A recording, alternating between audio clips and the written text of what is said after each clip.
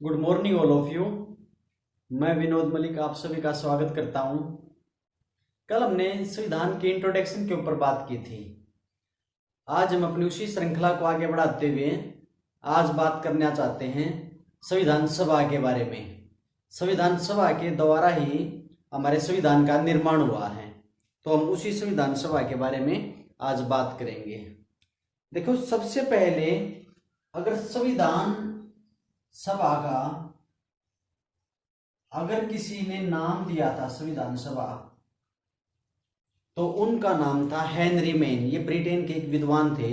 इन्होंने संविधान सभा का नाम दिया था। संविधान सभा के द्वारा ही किसी देश का संविधान बनाया जाता है, तो हम उसके बारे में ही बात करेंगे। संविधान सभा देखो, 1922 में सर्वप्रथम महात्मा गांधी जी ने संविधान सभा की मांग की थी। उसके बाद अंग्रेजों ने 1940 में महात्मा गांधी की इस मांग को स्वीकार किया था और अगस्त प्रस्ताव के माध्यम से ही उन्होंने कहा था कि हम भारतीयों के लिए संविधान सभा का गठन करेंगे, जो संविधान सभा का निर्माण करेगी, लेकिन उसमें मुख्यतः भारतीय होंगे। इसका मतलब उसमें कुछ सदस्य अंग्रेज भी होंगे। तो इस बात का भारतीयों ने विरोध किया और उनके अगस्त प्रस्ताव को भारतीयों ने ठुकरा दिया। जिसके बाद 1942 में क्रिप्स प्रस्ताव है, इसके माध्यम से अंग्रेजों ने भारतीयों की इस मांग को माना और इसमें कहा कि द्वितीय विश्व युद्ध के समाप्त होने के बाद हम भारतीयों के लिए संविधान सभा का गठन करेंगे, जो कि बाद में संविधान का निर्माण करेगी।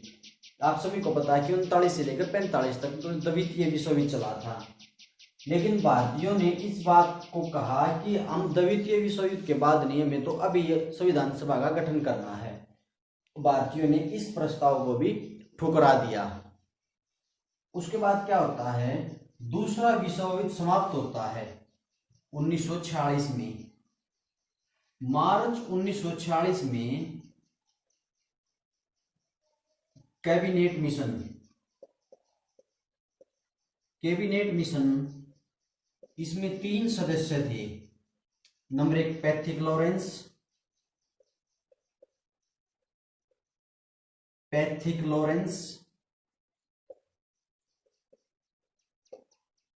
ये इस मिशन के अध्यक्ष होते थे।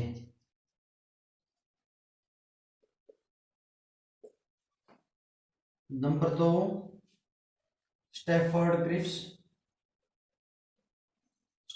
क्रिप्स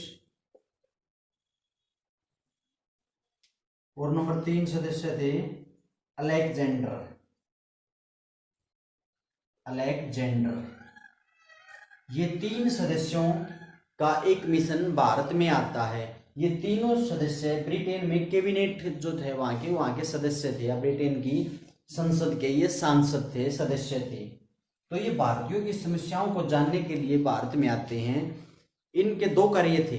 एक तो भारतीयों के लिए संविधान सभा का गठन करना, जो कि संविधान का निर्माण कार्य करेगी, और दूसरा था अंतरिम सरकार का गठन करना। तो आज हम बात कर रहे हैं संविधान सभा की, तो हम अंतरिम सरकार को फिर देखेंगे, फिर उसके ऊपर बात करेंगे। तो कैबिनेट मिशन मार्च 1946 में भारत आता है, ठीक है। और इसी के प्रस्ताव पर भारत में संविधान सभा का गठन होता है।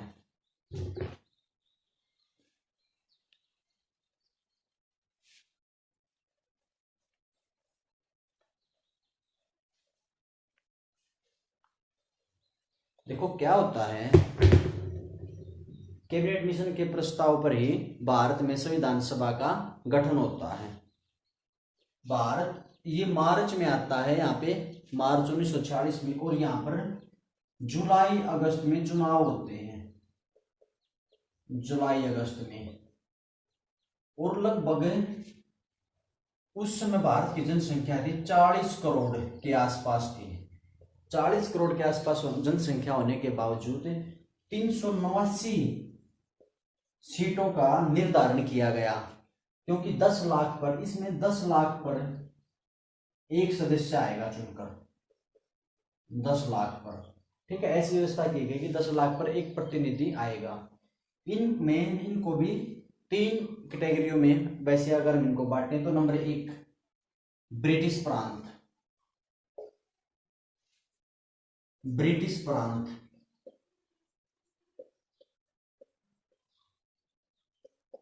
ये ब्रिटिश प्रांत क्या करते थे, अंग्रेज भारतीय राजाओं नवाबों से युद्ध करते थे और उनके जो क्षेत्र है उसको ब्रिटिश प्रांत में मिला लेते थे, अपने साम्राज्य में मिला लेते थे, जीत लेते थे भारतीय राजाओं से, नवाबों से।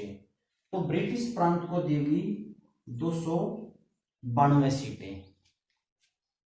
देसी रियासतें, देसी रियासतें यहाँ पे जहां पे राजा रजवाड़े राज करते थे, यहाँ पर राजा रजवाड़े राज करते, ये यहाँ पर जनता और अंग्रेजों के बीच में राजा रजवाड़े होते थे और यहाँ पर सीधा अंग्रेज शासन करते थे। और तीसरा था चीफ कमिश्नरी, चीफ कमिश्नरी। जैसे आज के समय में जो यूटी होते हैं ना, उस समय पर 4 चीफ कमिश्नरी थी, ठीक है, ये थी 4 यूटी। अगर इनको आप याद करें तो इनको ट्रिक से याद करेंगे, ABCD, ABC और D। ए से है अजमेर, जो कि हमारा राजस्थान में पड़ता है, अजमेर राजस्थान में पड़ता है। और बी से बलूचिस्तान, बलूचिस्तान जो उस समय हमारे भारत में पड़ता है लेकिन आज पाकिस्तान का पार्ट है, ये पाक में पड़ता है। सी से कुर्ग, ये हमारा कर्नाटक में है। और डी से दिल्ली। ये 4 चीफ कमिश्नरी थी, अजमेर, बलूचिस्तान, कुर्ग और दिल्ली। देखो यहां पर ब्रिटिश प्रांतों में से निर्वाचित सदस्य होकर आए थे, निर्वाचित होकर आए थे सदस्य, ठीक है। यहां से निर्वाचित सदस्य, यहां से हुआ था राजा रजवाड़ों से हुआ था मनोनयन, यहां से मनोनीत होकर आए थे कि राजा रजवाड़े ने जिनको चाहा उनको भेज दिया, और यहां से भी निर्वाचन ही हुआ था सदस्यों का। कई बार पूछ लेते हैं कि यहाँ से मनोनयन आया था या निर्वाचन हुआ था, कि यहाँ से भी मनोनयन आया था, निर्वाचन हुआ था। तो इसके द्वारा सदस्य संविधान सभा में चुनकर आते हैं। देखो क्या होता है, जुलाई अगस्त में वहां पर चुनाव हो जाते हैं। ये इनका जो चुनाव हुआ था वो अप्रत्यक्ष रूप से हुआ था, यानी भारत में उस समय जो विधानसभा या विधान परिषदें थी जो ब्रिटिश प्रांत थे वहां पे, तो वहां पर विधानसभा या विधान परिषदों में हमारी जनता ने जो प्रतिनिधित्व बैठा रखे थे उनके माध्यम से ही संविधान सभा के सदस्यों का चुनाव होता है, यानी अप्रत्यक्ष रूप से होता है। और इनकी जो पद्धति थी चुनाव की वो थी एकल संक्रमणीय, कई बार पूछ लेते हैं ये पद्धति, एकल संक्रमणीय आनुपातिक, एकल संक्रमणीय आनुपातिक मत पद्धति के द्वारा इन सदस्यों का चुनाव हुआ था, ठीक है। इसको पूछ लेते हैं। इसमें सबसे ज्यादा सीटें मिली थी कांग्रेस को, 208 सीटें कांग्रेस पार्टी को मिली थी, और 73 सीटें मिली थी मुस्लिम लीग को, मुस्लिम लीग को, और 8 सीटें मिली थी निर्दलीयों को, निर्दलीयों को, निर्दलीयों को, और 7 मिली थी जिनकी छोटी छोटी पार्टियां थी उनको सीटें मिली थी। 15 महिलाएं चुनकर आई थी, 15 महिलाएं संविधान सभा में चुनकर आई थी, जो लास्ट तक 12 रह गई थी। 1-2 जो थी, 2-3 जो उन्होंने या तो त्याग पत्र दे दिया था या उनकी मृत्यु हो गई थी। एकमात्र मुस्लिम महिला थी बेगम अयाज रसूल, कई बार इसका नाम पूछ लेते हैं, बेगम अयाज रसूल। ये एकमात्र महिला मुस्लिम थी जो हमारी संविधान सभा की सदस्य थी। इस प्रकार हमारी जो है संविधान सभा उसका निर्माण हो जाता है, उसका गठन हो जाता है। ठीक है,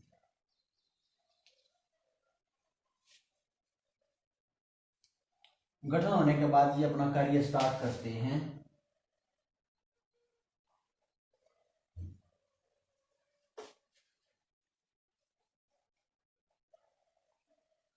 तो इनकी पहली बैठक होती है 9 दिसंबर 1946 को, फर्स्ट बैठक होती है 9 दिसंबर 1946 को।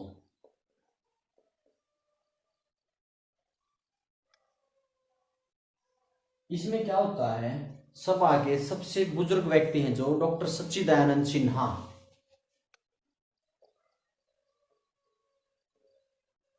डॉक्टर सच्चिदानंद सिन्हा। जेबी कृपलानी के प्रस्ताव पर डॉक्टर सच्चिदानंद सिन्हा को सभा का अस्थायी अध्यक्ष चुन लिया जाता है, अस्थायी अध्यक्ष। ठीक है, देखो इस बैठक में सिर्फ 207 सदस्य ही आए थे 389 में से। मुस्लिम लीग ने के 73 सदस्य नहीं आए, और ना ही देशी रियासत थी जो उनके जो 93 सदस्य थे वो नहीं आए। मुस्लिम लीग भी कहीं ना कहीं भारत के साथ अपना भविष्य नहीं देखती थी, और राजा रजवाड़े भी कंफ्यूज थे कि वो अपना राजपाट अलग चलाएंगे या वो भारत के साथ मिलकर चलेंगे। इस कारण वो दोनों ही इस संविधान सभा की पहली बैठक से नदारद रहे। इसमें क्या हुआ, मुस्लिम लीग ने जब इसका बहिष्कार किया तो ब्रिटेन के पूर्व प्रधानमंत्री थे चर्चिल, उन्होंने एक स्टेटमेंट दी कि संविधान सभा है वो ऐसा लग रहा है जैसे एक विवाह से दुल्हन ही गायब है। ये उनकी बड़ी प्रसिद्ध उनकी स्टेटमेंट रही है। इसने इसका विरोध किया, दोनों ने इनका बहिष्कार किया, जिसके कारण कम सदस्य आए। और अगर महिलाओं की बात करें तो सिर्फ 15 महिलाओं में से सिर्फ 9 महिलाएं आई थी पहली बैठक में, 9 महिलाएं आई थी। अगर हम फिर इसके ठीक 2 दिन बाद, इसके 2 दिन बाद दूसरी बैठक होती है,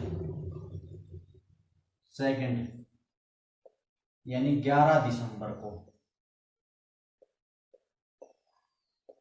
11 दिसंबर 1946 को इसकी दूसरी बैठक होती है। इसमें क्या होता है, डॉक्टर राजेंद्र प्रसाद जी को,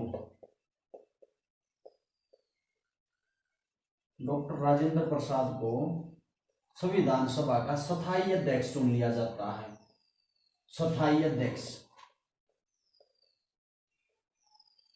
और देखो संविधान सभा के 2 कार्य थे, एक तो था स्वतंत्र भारत के लिए संविधान का निर्माण करना,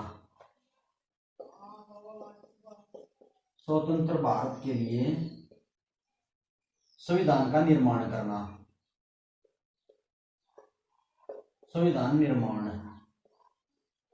और दूसरे कार्य की बात करें हम तो देश के लिए आम कानून बनाना, जनता के लिए आम कानून बनाना व उसे लागू करना।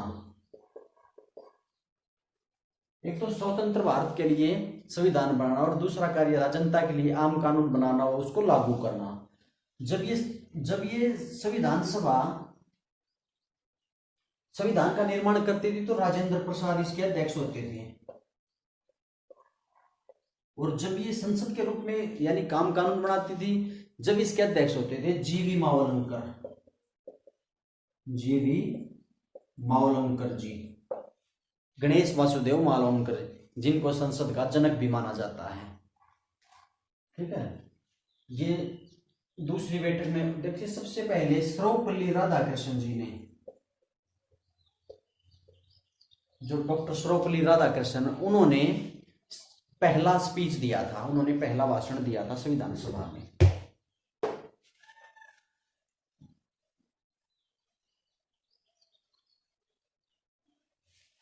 उसके बाद 2 दिन के बाद फिर तीसरी बैठक होती है 13 दिसंबर 1946 को। 13 दिसंबर 1946 को तीसरी बैठक होती है। इसमें क्या होता है, पंडित जवाहरलाल नेहरू जी उद्देश्य प्रस्ताव पेश करते हैं। उद्देश्य प्रस्ताव रखते हैं। ये संविधान का आधार भी उद्देश्य प्रस्ताव को ही माना जाता है। इसको फिर 13 दिसंबर को रखा, लेकिन ये उसी दिन पास नहीं हुआ, ये हुआ है अगले साल 12 जनवरी को पास हुआ, क्योंकि भीमराव अंबेडकर जी और M.R. जयकर जी ने कहा कि जब तक मुस्लिम लीग का संविधान सभा में प्रतिनिधित्व नहीं है तो हमें इसको पास नहीं करना चाहिए, जिसके कारण इसमें डिले हुआ। तो ये 3 बैठकें होती हैं। उसके बाद हम बात करना चाहते हैं 3 बैठकों के बाद हम बात करेंगे हमारे संविधान के जनक यानी भीमराव अंबेडकर जी की। बड़े ही प्रसिद्ध व्यक्ति भीमराव अंबेडकर जी। देखो, अंबेडकर जी को के.वी. राव ने संविधान का जनक व जननी कहा है। के.वी. राव ने भीमराव अंबेडकर जी को संविधान का जनक व जननी कहा है। देखो क्या हुआ, स्टार्टिंग में जब संविधान सभा का इलेक्शन हो रहा था तो भीमराव अंबेडकर जी बॉम्बे सीट से चुनाव लड़ते हैं, लेकिन हार जाते हैं। देखो, बड़े दुख की बात है, कितने कानून के जानकार व्यक्ति उन्होंने चुनाव लड़ा और हार गए। लेकिन बाद में फिर ये पूर्वी बंगाल से चुनाव लड़ते हैं, मुस्लिम लीग के सहयोग से जीत जाते हैं। पूर्वी बंगाल से चुनाव लड़ा और मुस्लिम लीग के सहयोग से जीत गए। लेकिन जब भारत और पाकिस्तान का बंटवारा हुआ तो ये पूर्वी बंगाल वाला हिस्सा चला गया पाकिस्तान को चला गया। ये हिस्सा चला गया पाकिस्तान को। इन्होंने फिर अपना त्याग पत्र देना पड़ा। एक जयसुर कुल्ला नामक जगह थी, वहां से ये जीत कर आए थे पूर्वी बंगाल से। फिर क्या हुआ, एक हमारे बी.एन. राव हैं जो, वो हमारे संविधान सभा के सलाहकार, उनको नियुक्त किया गया था संविधान सभा के सलाहकार के रूप में। इन्होंने राजेंद्र प्रसाद जी को कहा कि भीमराव अंबेडकर को संविधान सभा में लाना बहुत जरूरी है, जिससे दलितों का प्रतिनिधित्व होगा। इन्होंने फिर राजेंद्र प्रसाद जी ने बॉम्बे के उस समय प्रधानमंत्री होते थे बीजी खेर, उन्होंने बीजी खेर से कहा कि आप M.R. जयकर है, उनकी सीट को खाली कराओ, वहां से हम भीमराव अंबेडकर जी को निर्वाचित करेंगे। फिर उन्होंने एक जीते हुए कैंडिडेट को M.R. जयकर का इस्तीफा दिया और यहां से भीमराव अंबेडकर जी को नियुक्त किया गया। बड़ी विचित्र कहानी है अंबेडकर जी की। इनकी पुस्तकें थी, एक तो थी हिंदू धर्म की पहेलियां और एक थी पाकिस्तान पर विचार 1940, पाक पर विचार 1940। देखो, इतने दूरदृष्टि वाले व्यक्ति थे, इन्होंने 7 साल पहले ही बता दिया था कि पाकिस्तान बनकर रहेगा। ये हमने बात की भीमराव अंबेडकर जी के बारे में। इसके बाद जो हमारे बी.एन. राव जी थे, उन्होंने प्रारूप समिति का खाका तैयार किया। प्रारूप समिति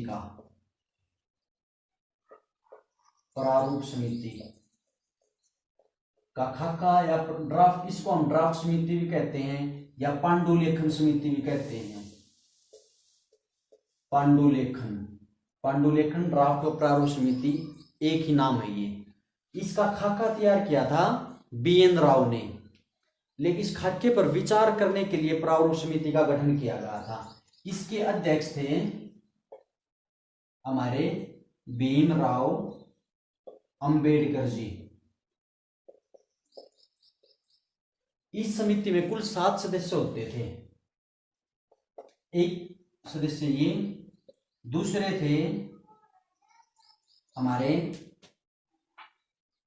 हमारे गोपाल स्वामी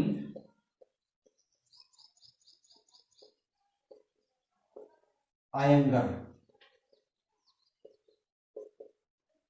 तीसरे सदस्य थे अल्लादी कृष्णा स्वामी अय्यर। एक थे मोहम्मद सादुल्लाह,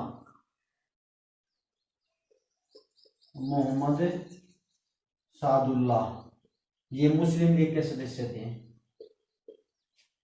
और एक थे एन माधवराव,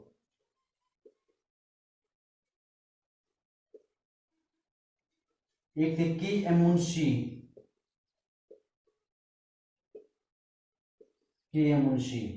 1 2 3 4 5 6 7। और एक थे हमारे विट्टी कृष्णामाचार्य,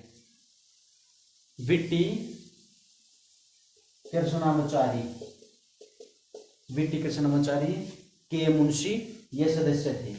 ये विट्टी कृष्णामाचार्य जो खेतान की मृत्यु के बाद 1948 में विधानसभा के सदस्य बने थे। तो ये मुख्य समितियों में से एक समिति थी। इसने क्या किया, प्रारूप समिति ने हमारे संविधान के खाके पर विचार किया और टोटल अधिवेशन अगर हम बात करें संविधान सभा की तो 11+1 12 अधिवेशन हुए थे। 12 अधिवेशनों में पहला अधिवेशन हुआ, दूसरा हुआ, तीसरा, चौथा अधिवेशन में 22 जुलाई 1947 को हमारा राष्ट्रीय ध्वज स्वीकार किया गया। 5वां हुआ, 6वां हुआ, 7वां जब सातवां अधिवेशन हुआ तो उसमें 395 आर्टिकल व 8 अनुसूचियों के महान प्रलेख का गठन किया गया। ऐसे ही जब 12वां हुआ था ये 11+1 ये वाला हुआ था 24 जनवरी 1950 को। 24 जनवरी 1950 को ये अंतिम अधिवेशन हुआ था। इसमें क्या किया था, इसमें एक तो हमारे राष्ट्रीय गान, राष्ट्रीय गीत व राजेंद्र प्रसाद को पहला राष्ट्रपति निर्वाचित किया गया था। इस प्रकार हमारे संविधान का निर्माण किया गया। हमारे संविधान जिस दिन हस्ताक्षर होने थे, जिस दिन लास्ट दिन था, उस दिन हमारी संविधान सभा में 299 सदस्य थे और 299 सदस्यों में से 284 सदस्यों ने हमारे संविधान पर हस्ताक्षर किए थे। सबसे पहले हस्ताक्षर किए थे पंडित जवाहरलाल नेहरू ने, वो अंतिम हस्ताक्षर किए थे राजेंद्र प्रसाद जी ने। इसके बाद क्या किया, 26 नवंबर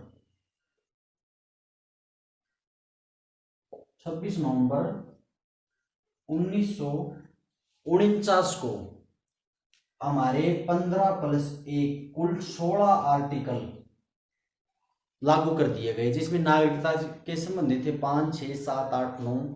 राष्ट्रपति की शपथ 360 कुल 60 है।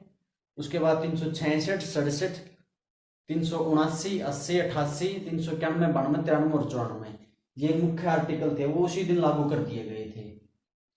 आप सभी को पता होगा कि अनुच्छेद 393 में हमारे संविधान का नामकरण है भारत का संविधान के नाम से, और अनुच्छेद 394 में दे रखा है कि उस दिन ये 16 अनुच्छेद लागू कर दिए थे और लिख दिया था कि शेष आर्टिकल 26 जनवरी 1950 को लागू होंगे।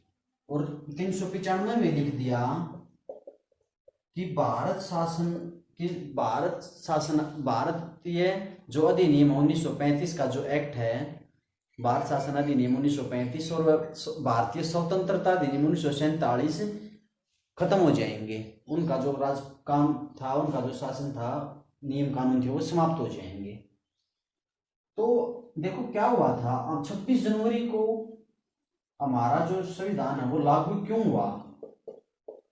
क्योंकि इस दिन 1930 में कांग्रेस के लाहौर अधिवेशन में ये घोषणा हुई थी कि प्रत्येक वर्ष 26 जनवरी को हम स्वतंत्रता दिवस के रूप में मनाएंगे। लेकिन भारत 15 अगस्त को आजाद हो जाता है, जिसके कारण हम अपना स्वतंत्रता दिवस 15 अगस्त को मनाते हैं। तो 26 जनवरी के दिन का महत्व कम न हो, इसके कारण हमने 26 जनवरी को अपना संविधान लागू कर दिया। देखिए, जो प्रारूप समिति थी, इसके अलावा भी बहुत सारी समितियां थी जो अपने अपने स्तर पर कार्य करती थी। सबसे बड़ी समिति अगर हम बात करें संविधान सभा में, तो वो थी मौलिक अधिकार व अल्पसंख्यक समिति, जिसके अध्यक्ष थे हमारे वल्लभ भाई पटेल जी। उसमें 54 सदस्य थे। संघ व संघीय समिति थी, इसके अध्यक्ष हमारे जवाहरलाल नेहरू जी थे। एक हमारी समिति थी संचालन समिति, उसके राजेंद्र प्रसाद जी थे। वित्त व कर्मचारी समिति, झंडा समिति, इसके भी राजेंद्र प्रसाद जी ही थे। आप भीमराव अंबेडकर जी हमारी प्रारूप समिति के अध्यक्ष थे। मौलिक अधिकार व अल्पसंख्यक समिति के बारे में हमने बात की। परामर्श समिति की, और हमारी जो प्रांतीय समिति थी उसके अध्यक्ष थे हमारे सरदार वल्लभ भाई पटेल जी। तो इनको भी आप ध्यान रखना। इसके बाद अगर हम बात करें कि जो भारत का संविधान है वो कौन सी लैंग्वेज में लिखा गया, तो भारत का संविधान अंग्रेजी भाषा में लिखा गया। ठीक है। स्टार्टिंग में इसमें केवल 80,000 शब्द थे, लेकिन अब इसमें शब्दों की संख्या बढ़ गई है। अब इसमें लगभग 1,17,369 शब्द है। इसमें काफी शब्दों की वृद्धि हो गई है। देखो, 2 सदस्य थे जिन्होंने स्वास्थ्य कारणों से अपना इस्तीफा दे दिया था, पुरुष सदस्य। उनको हम एक कोड में याद करेंगे, जय तेज भाग, नहीं तो गब्बर पकड़ लेगा। जय का मतलब है जय प्रकाश नारायण, जयप्रकाश। इन्होंने स्वास्थ्य कारणों से इस्तीफा दे दिया था। और दूसरे थे तेज बहादुर सप्रू। तेज बहादुर सप्रू, इन्होंने स्वास्थ्य कारणों से इस्तीफा दे दिया था।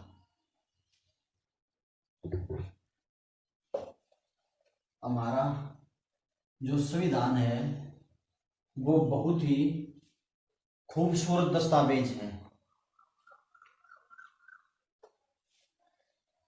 हमने अब इसके विभिन्न आयामों पे बात की। संविधान सभा ने कैसे कैसे कार्य किया और कैसे कैसे इसका गठन किया। ठीक है। हमारा संविधान है वो जो पीर जायदा थे, पीर जायदा साहब, उन्होंने इस संविधान को बड़े सुंदर ही अक्षरों में इसको सजाया है। बड़ा ही खूबसूरत संविधान बनाया है हमारे देश के लिए। तो आज हम अपनी क्लास को विराम देते हैं। कृपया करके चैनल को सब्सक्राइब करें, लाइक करें, कमेंट करें। धन्यवाद।